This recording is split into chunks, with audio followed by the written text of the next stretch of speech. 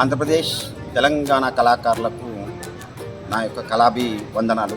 కళామతల్లి 24 crafts అనేది government సంస్థ.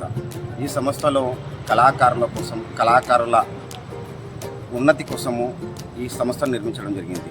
కళాకారులు అవకాశాలు లేక చాలామంది చాలా రకాలుగా ఇబ్బందులు పడుతున్న సందర్భంలో కళామతల్లి 24 క్రాఫ్ట్స్ అనే యూనియన్ని కర్నూలు నగరంలో స్థాపించడం జరిగింది, మొట్టమొదటిసారిగా ఆంధ్రప్రదేశ్లో.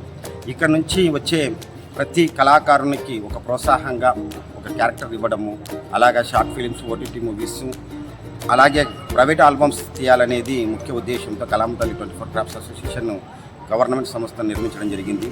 అలాగే ఈ కళాకారులందరూ ప్రోత్సాహంతో తమ వంతుగా ఇక్కడ సభ్యులుగా చేరి అలాగే వాళ్ళ టాలెంట్ని నిరూపించుకోవడానికి ముందుకొస్తారనే ఒక మంచి ఉద్దేశంతో మీ అందరి ముందరికి నేను రావడం జరిగింది.